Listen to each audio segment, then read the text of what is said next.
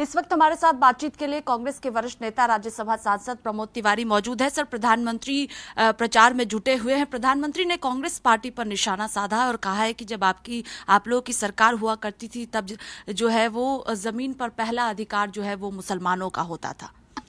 मैं सिर्फ उनसे पूछना चाहता हूँ, ये मुसलमान शब्द कहाँ से लाए हो, किस बयान में है? वो अगर मनमोहन सिंह के भाषण का जिक्र कर रहे हैं तो उसमें ये नहीं है।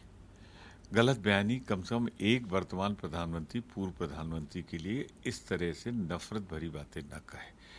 हमारा घोषणा पत्र, उसमें कहाँ जिक्र है? हमें वो पेज बता दें, वो लाइन बता दें जहाँ ये लिखा हो।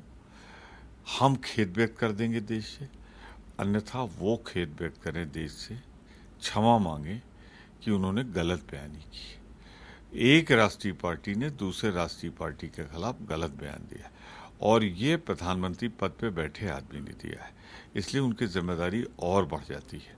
उन्हें खेद व्यक्त करना चाहिए, वरना भारत की जनता को इस गलत बयानी की सजा मोदी जी और उनकी पार्टी को देना चाहिए। सर, प्रधानमंत्री ने यहाँ तक कहा कि कांग्रेस पार्टी की अगर सरकार आती है तो माताओं बहनों के मंगलसूत्र को भी नहीं बचने देंगे। प्रधानमंत्री जी, आइए, प्रधानमंत्री पद की गरिमा के अनुरूप भाषण नहीं है। अब दिखाइए ना हमारे घोषणा पत्र में कब हमने मंगलसूत्र जमा करने को कहा है। दिखाइए ना कांग्रेस ने कब कहा है कि हम ये मुसलमानों में बांट देंगे। इतना बड़ा झूठ। देश का प्रधानमंत्री जिस पर कभी बैठे हों पंडित जवाहरलाल नेहरू, इंदिरा गांधी, अटल बिहारी वाजपेयी, यहाँ तक ये पहली राउंड की हार की बौखलाहट है जो बोल रही है। और प्रधानमंत्री जी, आप देश की क्षति कर रहे हैं, देश का नुकसान कर रहे हैं। मैं आपसे कहूँगा, या तो वो लाइन बताइए, पेज बताइए, वरना फिर खेद व्यक्त करिए, वरना भारत की जनता इन्हें सजा दे। कांग्रेस पार्टी को लगता है सर कि प्रधानमंत्री ने जिस तरह से चुनाव के बीच बयान दिया है, मुसलमानों को लेकर कार्रवाई होनी चाहिए प्रधानमंत्री के इस बयान पर?